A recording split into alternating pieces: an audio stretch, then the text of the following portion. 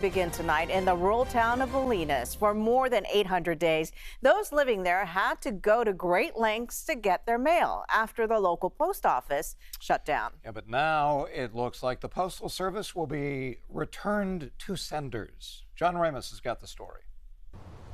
It's been nearly 2.5 years since the Postal Service left Bolinas in a dispute with the landlord, but the people never gave up, and it looks now like they've convinced both sides that it's in everyone's best interest for the post office to return.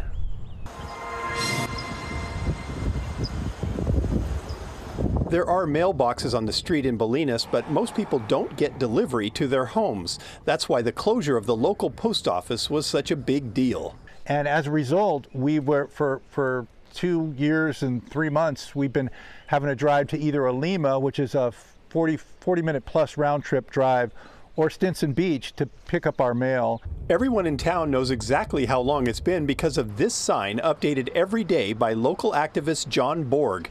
It now stands at 807 days, but the sign also gives new hope. A deal has been struck to reopen the post office in the same building it occupied for more than 60 years. It essentially on paper is a done deal, but in this day and age, we're not going to, spike the ball until the doors open. The problem started as a lease dispute between postal officials and the building owner, and things got pretty heated. So with no other commercial buildings in town that would work, the Postal Service packed up and left. The Postal Service said, we're never moving back to that place. And the owner said, we're never having the Postal Service back. And there wasn't really anybody that was kind of in the middle to say, hey, wait a second, let's work this out.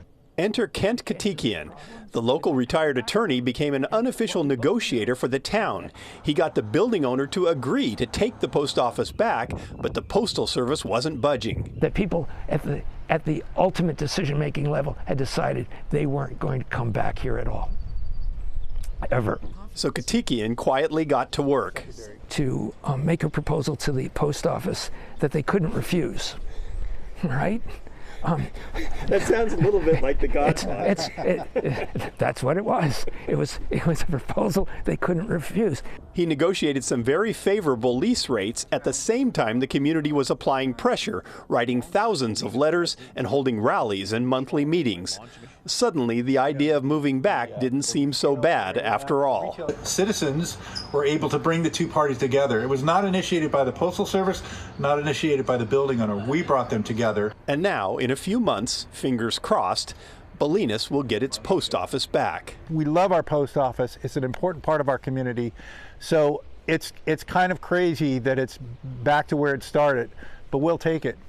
It will take some time to rebuild the office, but as evidence that the town holds no hard feelings, they've already erected a thank you sign. Or is that just another form of gentle pressure to keep the process moving?